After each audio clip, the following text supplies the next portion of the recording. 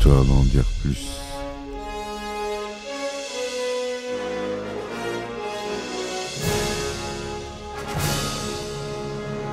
Eh ben attendez, on est en France. Allez, cul sec.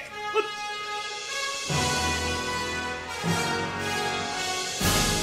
Personne ne veut le croire et pourtant c'est vrai, ils existent, ils sont là, Tarnatata. Glow. Il faut qu'on pète.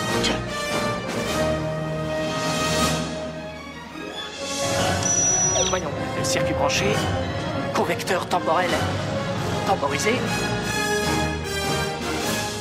Bonjour, bienvenue sur Histoire d'en dire plus. Aujourd'hui, on reprend le réalisateur Martin Scorsese pour un autre de ses films de gangsters. Un des plus gros succès, un des plus grands films de gangsters de tous les temps. C'est Les Affranchis. Allez, c'est parti mon kiki. Alors, Les Affranchis, ou en original Goodfellas, est un film de gangster américain réalisé par Martin Scorsese, sorti en 1990. Le scénario, coécrit par Martin Scorsese avec le journaliste Nicolas Pileggi, est adapté du livre de Pileggi, West Guy, en 1986, qui raconte l'histoire vraie du gangster new-yorkais Henry Hill. Le film retrace l'ascension et la chute d'Henry Hill, interprété par Ray Liotta, et deux de ses amis, Jimmy Conway, Robert De Niro, et Tommy DeVito, Joe Pesci, des mafieux appartenant à la famille Lucchese, l'une des 6 familles mafieuses de New York. La période couverte par l'histoire va de 1955 à 1980. La distribution compte également Lorraine Bracco et Paul Sorvino parmi les acteurs principaux. Originellement, Martin Scorsese voulait appeler le film West Guy, du nom du livre de Nicolas Pileggi, mais ce titre était déjà utilisé en version originale pour une série télé en fin de diffusion. Il se tourne donc vers le titre Goodfellas. Les Affranchis est un succès au box-office américain avec plus de 46,8 millions de dollars de recettes pour un budget de 25. Il reçoit aussi d'excellentes critiques. Le film est nommé pour 6 fois aux Oscars, incluant celui du meilleur film et du meilleur réalisateur. Joe Pesci remportera celui du meilleur acteur dans un second rôle. Scorsese reçoit 5 récompenses des BAFTA, incluant celle du meilleur film et du meilleur réalisateur. Le film est par ailleurs nommé meilleur film de l'année par plusieurs groupes de critiques. Les Affranchis est généralement connu comme l'un des films de gangsters les meilleurs de tous les temps. En 2000, il est sélectionné par le National Film Preservation Board du National Film Registry, auquel je me réfère souvent, afin d'être conservé à la bibliothèque du Congrès des États-Unis pour son importance culturelle, historique, ou esthétique. Par la suite, Scorsese réalisera 3 autres films sur le crime organisé, Casino en 1995, ainsi que Les Infiltrés en 2006, et The Irishman, dont j'ai fait le podcast que je vous invite à écouter, en 2019. Sa réalisation et son style de narration dans Les Affranchis ont inspiré d'autres réalisateurs de films et de séries télévisées. Oui, parce que c'est une sacrée référence, ce film. Donc on l'a dit, dans les acteurs principaux, Ray Liotta, Robert De Niro, Joe Pesci, Lorraine Bracco, Paul Sorvino. C'est un film qui dure 146 minutes, il est sorti en 90, on l'a dit. Le synopsis, alors, belle intrigue, vous allez voir. Dans la séquence d'introduction du film, où lui et ses collègues sont en train d'assassiner un homme, le personnage principal, Henry Hill, un citoyen américain d'origine italo-irlandaise, Henry Hill, qui est joué par Ray Liotta, je vous le rappelle, parle de son enfance à New York en 1955 et admet « Autant que je me souvienne, j'ai toujours rêvé d'être gangster ». En effet, déjà à cette époque, Henry était fasciné par le train de vie qu'ont les truands de la mafia, notamment ceux de la famille Lucchese, une équipe de mafieux qui évolue dans son quartier new-yorkais ouvrier de Brooklyn, à cette époque majoritairement peuplé d'habitants d'origine italienne. Rêvant de leur ressembler, Henry décide d'embrasser une carrière de criminel. Il abandonne l'école sans le dire à ses parents et intègre l'équipe des mafieux de son quartier, dirigée par le parrain local, Paulie Cicero, en leur rendant 2 petits services. Mais le père d'Henry, un Irlandais au tempérament sanguin et brutal, qui connaît la véritable nature de la mafia, bat régulièrement son fils quand il l'apprend par des lettres de l'école d'Henry qu'il ne va plus en classe. Henry est cependant aidé par les affranchis, les wise guys en VO, le surnom que les mafieux utilisent entre eux pour se désigner. Oui, parce que les affranchis, c'est pas la traduction du titre original en fait. Affranchis en anglais, c'est wise guy, qui interviennent en menaçant le postier du quartier et font par la même occasion interrompre la distribution des lettres de l'école. Grâce à ces activités illégales qu'il réalise pour les affranchis, Henry commence très jeune à bien gagner sa vie. Il apprend également les ficelles du métier, notamment 2 notions parmi les plus importantes pour un gangster: ne jamais balancer ses copains et toujours la mettre en veilleuse. En grandissant, il a réussi à se faire une place dans l'organisation criminelle de Paulie en suivant les conseils de ses aînés. Il est notamment présenté à l'associé de Paulie, Jimmy Conway, un Américain d'origine irlandaise, ainsi qu'au truand américano-italien Tommy DeVito, un psychopathe dangereux et impulsif. Henry sera leur partenaire à plusieurs occasions. Après avoir fait ses classes dans l'organisation de Paulie, en réalisant divers crimes, et après avoir été arrêté lors d'un trafic de cigarettes où, à l'époque adolescent, il saura se taire lors de son procès, Henry Hill organise en 1967 le casse du vol Air France, où, avec ses complices, il vole près de un demi-million de dollars. Il est âgé alors de 21 ans. Ce vol marque l'entrée de Hill dans le grand banditisme. À cette époque, il fréquente le Copacabana Club, une boîte de New York où les mafieux ont leurs habitudes. Il rencontre à la même période celle qui deviendra son épouse, Karen, une Américaine d'origine juive. Au début de leur relation, Karen admet être excitée par les histoires de bandits auxquelles Henry est mêlé.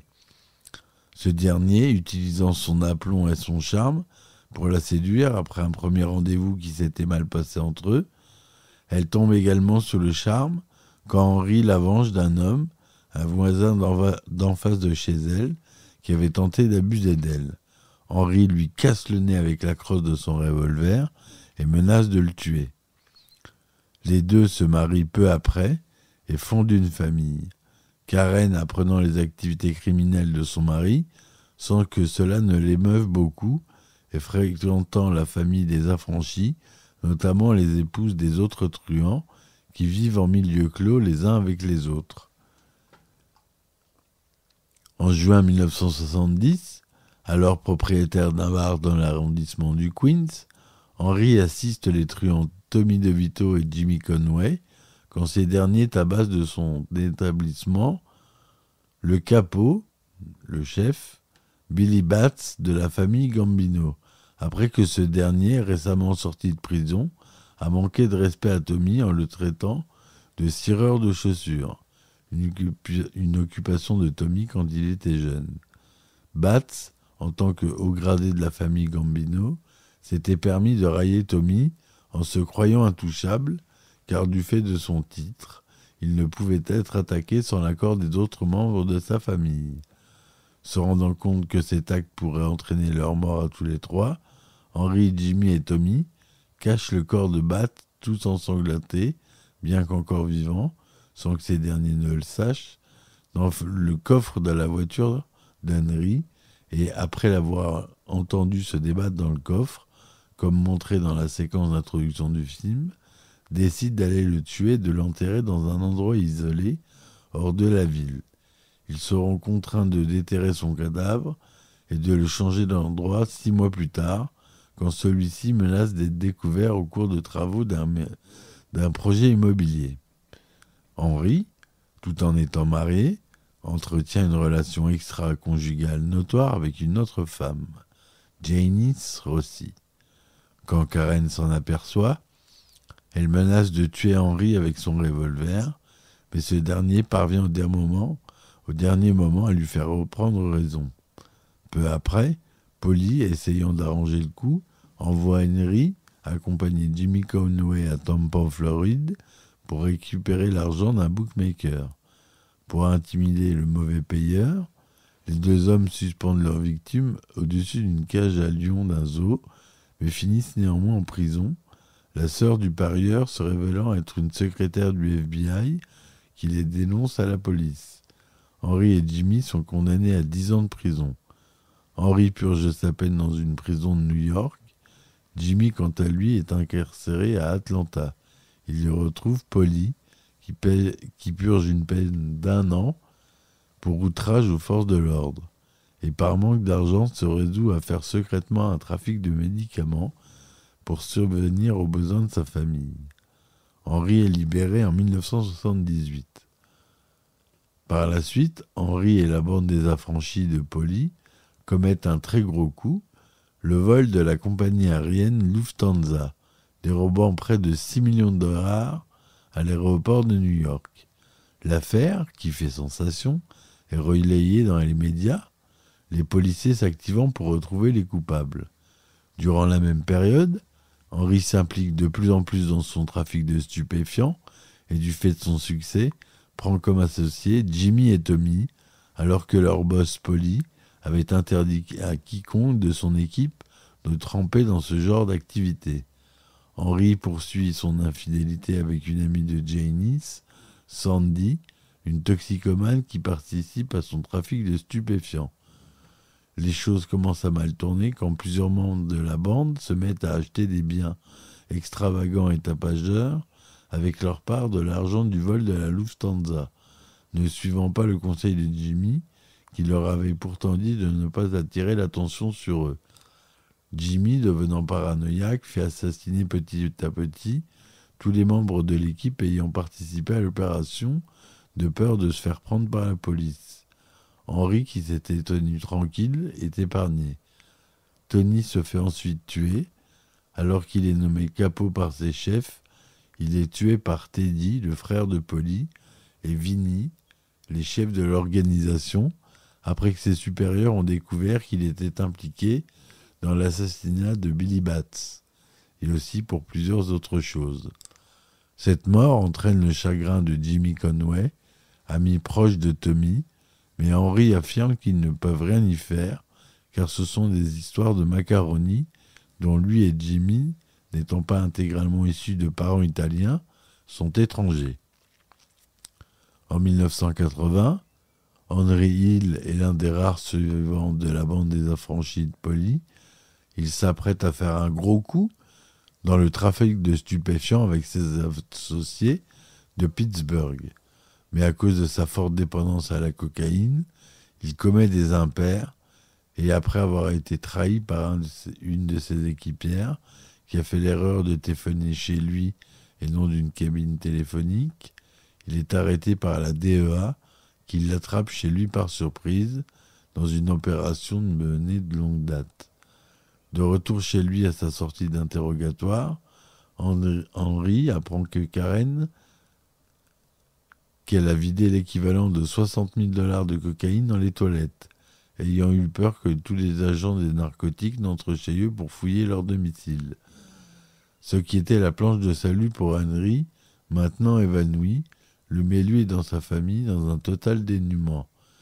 Désespéré, Henry sollicite en dernier recours l'aide de Polly, mais celui-ci lui rappelle qu'il lui avait interdit de se mêler au trafic de drogue. Ne croyant plus en sa loyauté, et cerné aussi par la police qui cherche à le coincer, Polly se voit forcé de tourner le dos à Henry, mais ému par sa déchéance, elle lui donne toutefois $3200, tout ce qu'il a en poche, et lui dit de ne plus chercher à le revoir. Henry sollicite peu après l'aide de Jimmy, mais n'ayant que peu de confiance en ce dernier, il envoie Karen récupérer l'aide promise par Conway. Mais quand Karen revient chez eux, affolée et en pleurs, elle l'informe qu'elle a découvert que Jimmy se préparait à la faire éliminer par ses sbires. Henry rencontre ensuite Jimmy pour la dernière fois, quand celui-ci lui demande d'aller régler un problème hors de la ville avec un complice. Henry flaire le piège et comprend que Jimmy veut sa mort. Il décide alors de parler aux policiers. Après sa déposition à un agent du FBI, Henry témoigne au cours d'un procès contre ses anciens associés criminels qui finissent tous en prison. En contrepartie, il intègre le programme fédéral de protection des témoins qui le protège lui ainsi que sa famille en lui donnant une nouvelle identité et un lieu de résidence secret. Finalement, ayant rompu tout lien avec la mafia et ses anciens comparses affranchis, Henry Hill voit son existence se transformer radicalement, vivant désormais la vie d'un homme ordinaire, le genre de vie terne dont il s'était moqué naguère et à laquelle il avait échappé durant toute sa vie de gangster flamboyant, selon lui une vie de plouc, où il attend, où rien ne se passe. Le film se termine par un intertitre, informant les spectateurs du devenir de plusieurs de ses protagonistes. Henry Hill, divorcé de Karen, est clean depuis 87. Paul Cicero est mort en prison en 88, des suites d'une maladie respiratoire. Jimmy Conway purge une peine de 20 ans de prison à New York. Voilà pour le résumé de ce film. C'est un sacré film dont il y a des rebondissements et c'est un vrai film de gangster comme on les aime. À la photographie, on retrouve Michael Ballos. À la production, Irwin Winkler. C'est tourné en couleur Technicolor 35 mm à 85e son Dolby Surround. Je vous l'ai dit, dure 146 minutes. Il est classé R aux États-Unis, classification MPAA. Interdit aux moins de 16 ans en France. Ce qui est quand même assez violent, hein. Il y a beaucoup de sang dans ce film. Scorsese, là-dessus, il se fait plaisir. Hein. Il filme la réalité. Donc, Ray Liotta joue Henry Hill, Robert De Niro joue James Jimmy Conway, Joe Pesci, Tommy DeVito, Lorraine Bracco, Karen Hill, Paul Sorvino, Paul Cicero, Frank Sivero joue Frankie Carboni, Tony Darrow, Sonny Bunce, Mike Starr, Frenchie, Frank Vincent, Billy Batts. On a une apparition de Catherine Charles Scorsese, donc la femme et le fils de Scorsese, qui joue la mère de Tommy et Vinny, respectivement. Voilà, on a Samuel L. Jackson qui joue dans le film, un de ses premiers rôles, qui joue Stack Edwards. Voilà pour la distribution.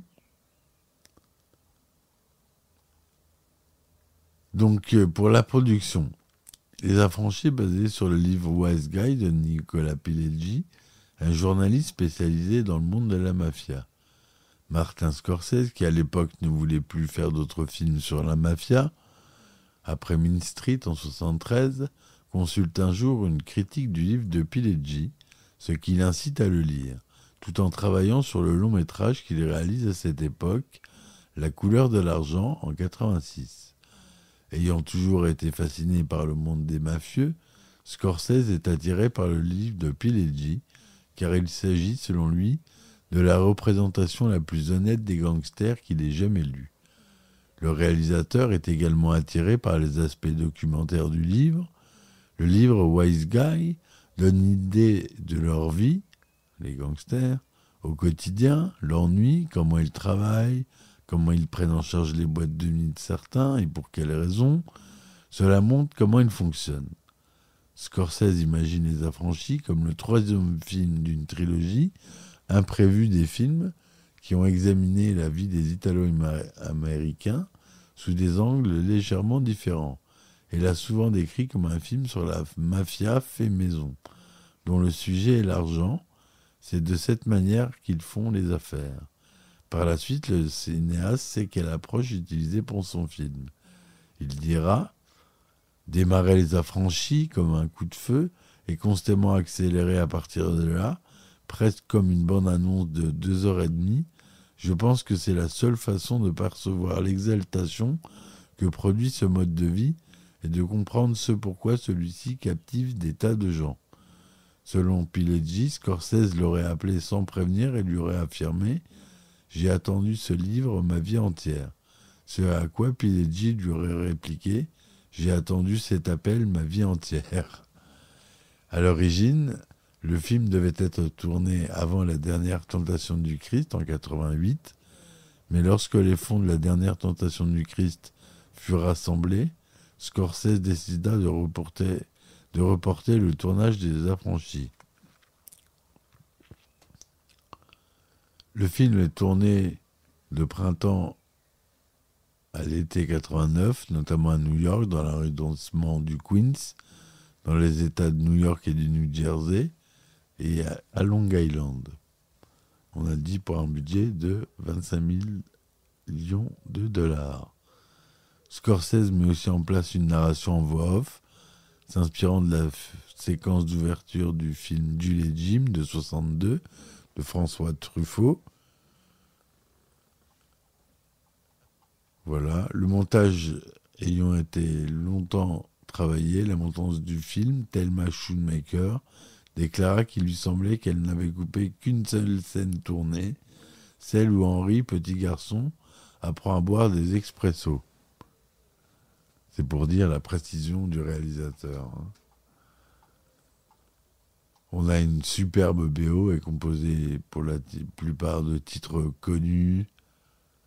Tony Bennett, les Cleftones, Otis Williams, Betty Curtis, Dean Martin, Aretha Franklin, les Rolling Stones, The Drifters, Cream, Harry Nilsson, Mick Jagger, Harry Nilsson, Muddy Waters, Sid Vicious, enfin plein de chansons très connues. À sa sortie, Les Affranchis rencontrent un accueil critique très positif, 96% sur 96 critiques sur Rotten Tomatoes, avec une note de 8 sur 10. Le consensus du site indique frappant et élégant. Les Affranchis est un classique des films de gangsters et sans doute le point culminant de la carrière de Martin Scorsese. Sur Metacritic, le film obtient une note moyenne pondérée de 90 sur 100, sur une note de 20 critiques, et sur IMDb, il fait partie des 20 films les mieux notés du site. Les Affranchis est un succès commercial. Aux États-Unis, il se classe premier du box-office au cours de sa première semaine d'exploitation, avec une recette à 9 millions de dollars. Il parvient à rester dans le top 10 5 semaines. Et il finit sa carrière à 46 836 000 dollars. À l'étranger, il rapporte par exemple 1 300 000 dollars en Allemagne. C'est pas beaucoup, hein, si vous imaginez, vous regardez, c'est pas beaucoup. Hein. 3 152 000 lire. Je pourrais pas vous dire ce que ça fait mal. C'est les données de l'époque, c'est pas en euros. Et 4 millions de couronnes suédoises en marque, en Suède. En France, si le long métrage n'obtient pas le même succès qu'aux États-Unis, Il frôle tout de même le million d'entrées lors de sa première exploitation en salle, avec 976 346 entrées en première exploitation. Et il y a eu des ressorties, d'ailleurs, du film, qui a totalisé 991 000 entrées.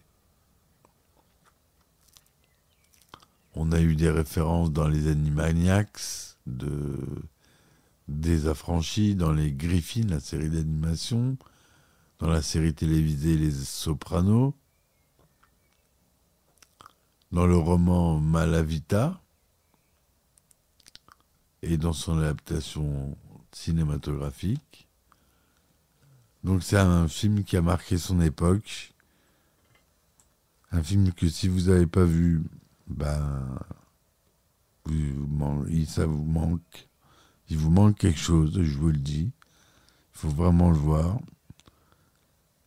Comme tous les films de Scorsese, de toute façon, c'est un super réalisateur, j'adore. C'est culte. Donc j'en fais des podcasts. Et celui-ci en est un. J'espère qu'il vous aura plu. Soutenez-moi sur mes plateformes. N'hésitez pas à laisser des commentaires, des likes.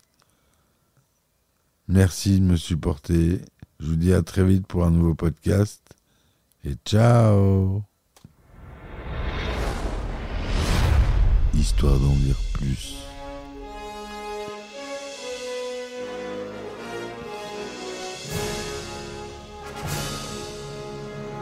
Eh ben attendez, on est en France. Allez, cul sec. Hop.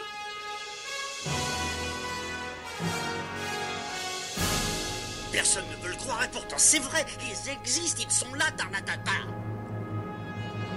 Le globe. Globe. Il faut qu'on pète.